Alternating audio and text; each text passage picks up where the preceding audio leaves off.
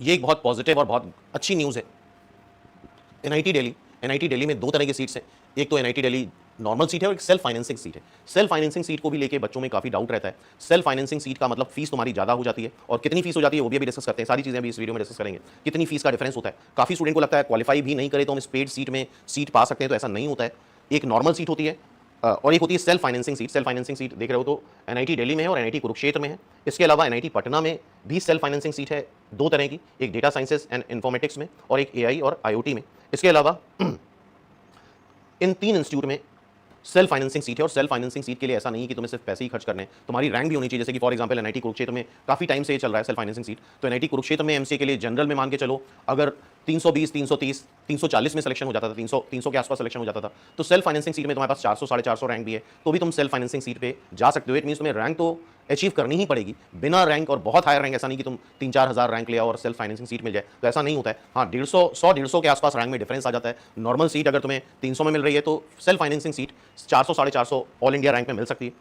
तो पहले हम बात करते हैं एनआईटी दिल्ली की। एनआईटी दिल्ली में बहुत सीट्स नहीं बढ़ी हैं, लेकिन स्टिल सीट्स बढ़ी हैं। काफ़ी लोग जो पॉजिटिव हैं, बार बार हम बच्चों से ये बोलते हैं कि यार तुम्हें सिर्फ एक सीट चाहिए, तुम्हें 400 सीट नहीं चाहिए, तुम्हें 10 सीट नहीं चाहिए, तुम्हें एक सीट चाहिए, तुम्हें उस पर फोकस करना चाहिए। तो एनआईटी दिल्ली में अगर देख रहे हो, एनआईटी दिल्ली है, टोटल सीट्स यहाँ पे 10 है, नॉर्मल सीट्स हैं, और सेल्फ फाइनेंसिंग सीट अगर देखोगे तो 15 सीट्स हैं। तो टोटल 25 सीट्स बढ़ गई यहाँ पे, ठीक है, एनआईटी दिल्ली में। इसके बाद एनआईटी मेघालय में अगर देख रहे हो तो टोटल 20 सीट्स बढ़ी, तो 45 सीट्स ये हो गई। इसके बाद अच्छा, सबसे ज़्यादा सीट्स देख रहे हो तो कहाँ पे है? एनआईटी इलाहाबाद में है 116। फिर उसके बाद देखो तो एनआईटी भोपाल में 115 सीट्स हैं।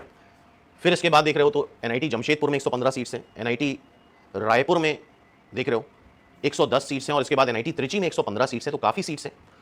पिछले साल अप्रॉक्सीमेटली 1000 सीट्स थी, इस बार करीब करीब 1200 सीट्स हो गई, तो अप्रॉक्सीमेटली 200 सीट्स बढ़ गई और काफ़ी डिफरेंस आ जाता है। अब जनरल कैटेगरी के वो बच्चे जो पहले 550, 600 रैंक लाते थे, बहुत स्ट्रगल करते थे, सेकंड थर्ड काउंसलिंग में जाके उनको कुछ मिल पाता था, तो अब उनके लिए बहुत आसान हो जाएगा। तो ये चीज़ 600, 650, 700 तक भी पहुंच सकती है जनरल कैंडिडेट्स के लिए, कि उनकी फाइट रिलेटिवली आसान हो जाएगी। अब इसके बाद जो सीट्स बढ़ी हैं देख रहे हो, ट्रिपल आईटी वडोदरा, एक तो गांधीनगर कैंपस है, एक इंटरनेशनल दीव कैंपस, दमन दीव का नाम सुना होगा, और इमेजिन करो एक आइलैंड में तुम पढ़ रहे हो, दमन दीव आइलैंड है गुजरात का, तो वहां पे इसका कैंपस है। तो काफी सारी सीट्स बढ़ी हैं। देखो जरा, गांधीनगर में 120 सीट्स एंड दीव कैंपस में 90 सीट, तो देख रहे हो यार 210 सीट्स यहीं पे बढ़ गई हैं। तो